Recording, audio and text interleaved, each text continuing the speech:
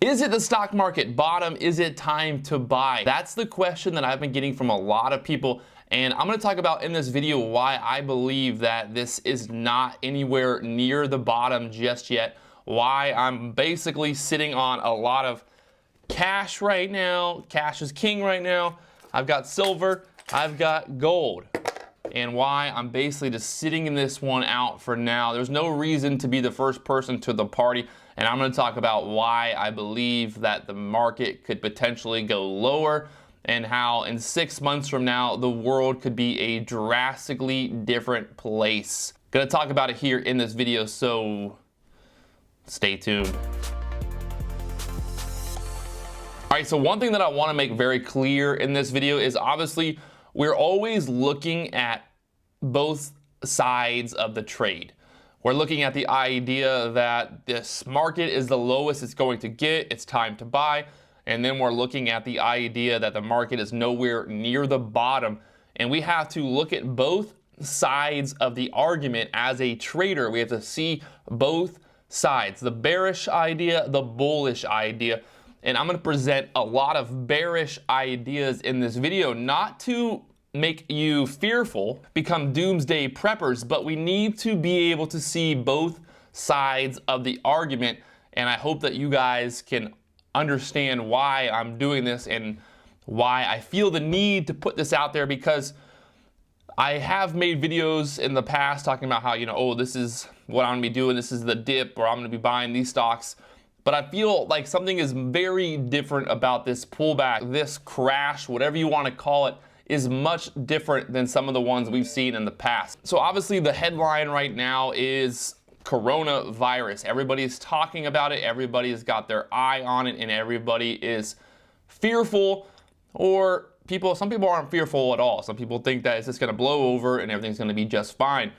But let's talk about all of the things that are going to come from this pandemic, or this whatever you want to call it. First off, I've been reading a lot, not just what's on YouTube and the overall big media outlets, but I've been reading a lot of information that's out there from doctors, from people who actually have some type of idea of what's happening here. Now, some people believe that this is going to be like a 2 to 3 week thing, that in 2 to 3 weeks it's all going to blow over and we're going to be fine and we're going to just kind of move on and everyone's going to be happy. But also there's people out there, doctors especially, that say that this could be, an 8 to 10 to 3 to 4 month process, and it's not going to be as simple and as easy as just going, hey, 2 weeks of quarantine, everybody's good, let's all have fun, let's all get back to work. It's not going to be that simple. We have to ask ourselves, what is happening from all this fallout? It's one thing to have a lot of money and sit at home and watch TV and hang out, go on the boat and have fun, but we have to ask ourselves about the vast majority of Americans.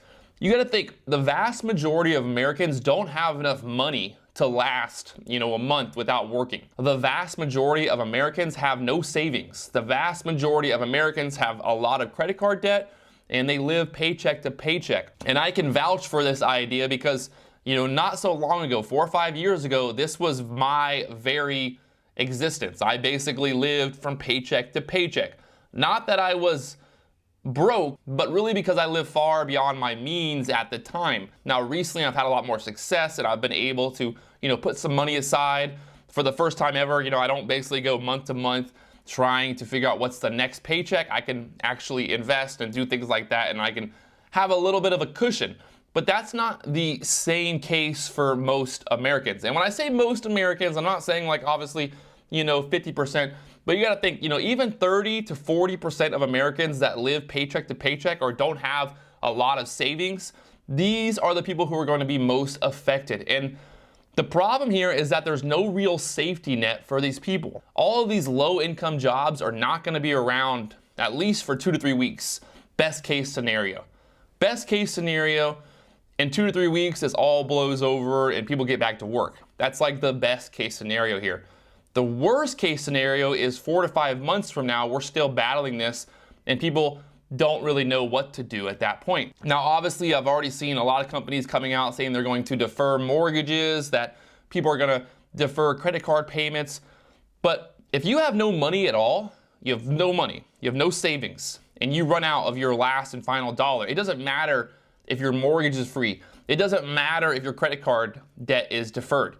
You at that point have no money to live. You have no money for food. You have no money to do anything, gas, things like that, and the necessities. Now, one good thing about this whole quarantine thing is that they are requiring people, to stay home and not go out. People aren't going out and spending money at bars. People aren't going out and frivolously spending money on things they don't need. But at what point in time does it get where people just have no money at all to do anything, to be able to survive, to feed their kids, to pay electricity? That's one thing that's not going to happen. Electricity is not going to be deferred. They're not going to come out and say, hey, don't worry about paying for electricity anymore. It's all free. Don't worry about paying for gas. Don't worry about paying for food. That's not going to happen. So I'm looking at coronavirus not so much as like, hey, this is going to end the world, but I'm looking at coronavirus as a match that's going to start a fire that is going to burn big.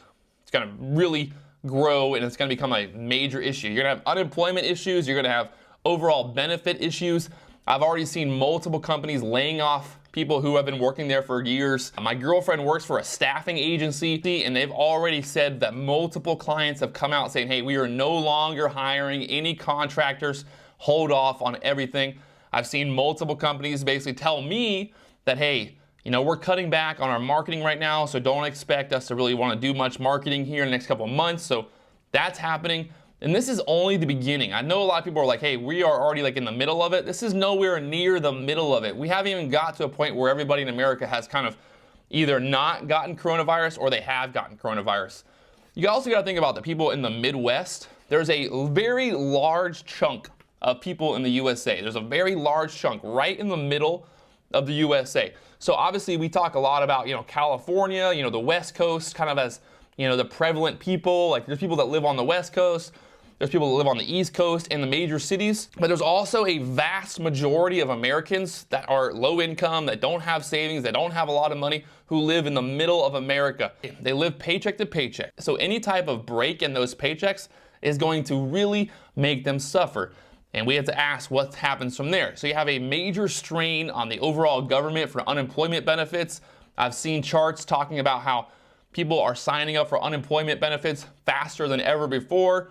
You're going to have mass kind of, I don't want to say hysteria, but when it gets to a point where people can't even get money from the government for unemployment, then it also becomes a big problem. You have a massive amount of people who depend on Social Security as well. So the coronavirus is a big deal, but this is only the match that lights the fire that can cause a much bigger problem here. You've already got problems with the Fed trying to inject liquidity into the markets, and that's not happening. The SPY hit a new low on Friday. The overall markets are not finding buyers. Nobody's buying other than retail. Retail people, I've got friends calling me. They're like, hey, I want to buy Royal Caribbean. Hey, I want to buy this airline. Hey, I want to do this. And I'm like, just hold off a little bit longer. Because the thing here is, in the past, we've seen, these big dips. We've seen the market rally back. But what happens if in 6 months we're still in a bear market and the SPY is at like 150? What happens then? You have all these people who bought today, who bought on Friday, who basically wanted to get rich, who thought that they could buy the dip and then, sell the rip. But the problem here is if the market continues to go lower, all these buyers at the 200 level, they're going to be hurting. They're going to be in pain. So they're going to be like, I'm getting out. So you're adding just more selling pressure. And then at that point, what suckers are left to buy the dip? So if we get to the 150 area, everybody who bought at 200 is like, I got to get out. And they're going to end up selling probably near the bottom. And then the market will eventually kind of find a bottom here. But we have to ask ourselves, if people are still thinking that this is a dip, this is a overall great time to buy, we're nowhere near the bottom. That's the way that I look at it. As long as the media and as long as people keep talking about how, hey, the stock market has pulled back to a great area to invest, then we know that there's a problem. Until it gets to a point where the media, where people, or everybody around us goes, hey, I would never invest in the stock market. It's a terrible idea. The market just keeps going lower and lower. It's going to just go to zero. At that point, we might find a bottom. But right now, too many people are too optimistic. People are too optimistic at this point. People believe this is a dip buy. This is a good place to buy. Oh, I want to buy the dip here. Once that rhetoric changes, once people stop talking about buying the dip and they start talking about how the stock market's going to zero, how everything's going to crash and the world's ending, then it might be time to buy the dip. But right now, I don't know. I don't think this is anywhere near the bottom just yet. Now, again, I hope I'm wrong. I hope on Monday the market rallies back to all-time highs and everything goes back to normal and we all get rich. I pray that that happens. I 100% pray. I believe, I want that to happen. This is not me sitting here trying to preach about how the world's ending. But we need to think about what if this is just the beginning to a very, very bad time ahead. In 6 months from now, the world could be drastically different. The world could be totally changed forever. And the thing here is, you got to think about is, if I would have made a video a month ago telling you guys that, hey, this coronavirus is a big deal, the market's going to crash and we're going to go to levels we haven't seen in years, everybody would have laughed at me. But now that we're here, people are like, oh, well, yeah, the coronavirus is low, this is bad. I believe people are going to see things happening in the next couple of months that they've never seen before. The market's going to go to a point where it's going to get really, really bad. And I've got to just stress the fact that at the end of the day, all you can do is just kind of be patient, wait for the right opportunity, not just so much for investing, but overall in life right now.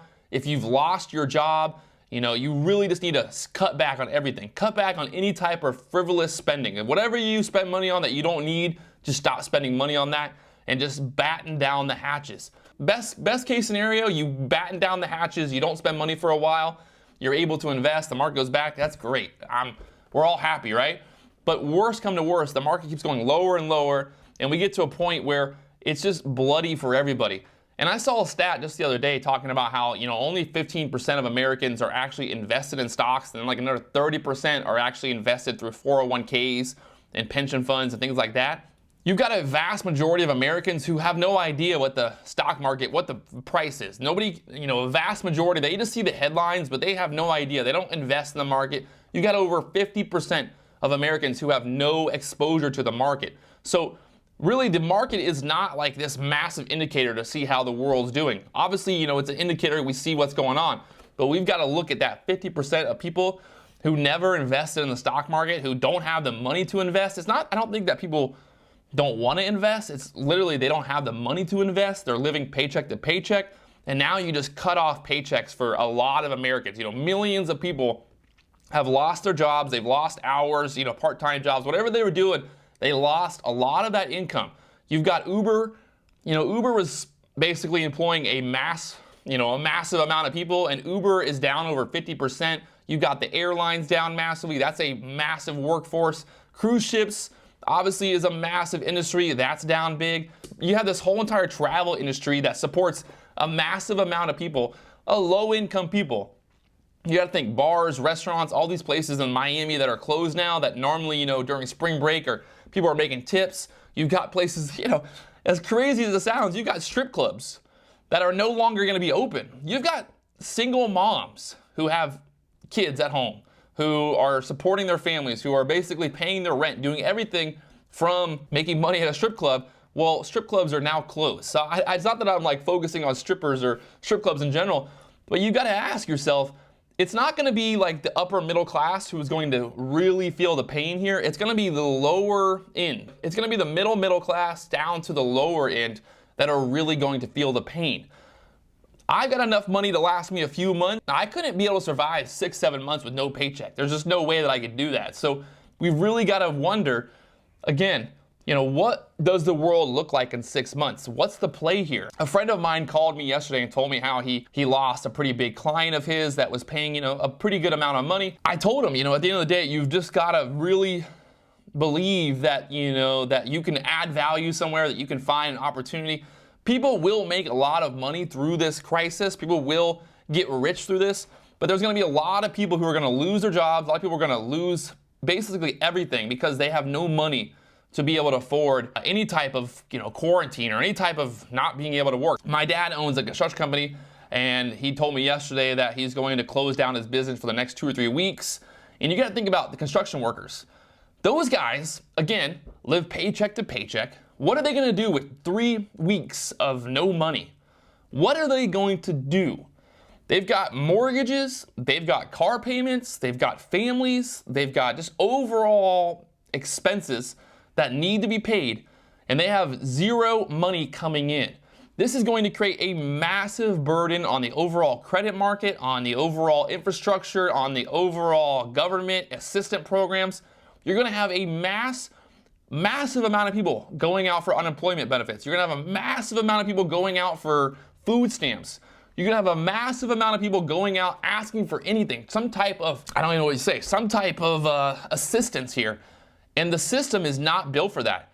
The system is not ready for millions and millions of people to just all of a sudden one day go, hey, help me, help me, help me here. The conspiracy theorist in me obviously believes that, this whole thing was planned out, but I just don't see the end anywhere near now.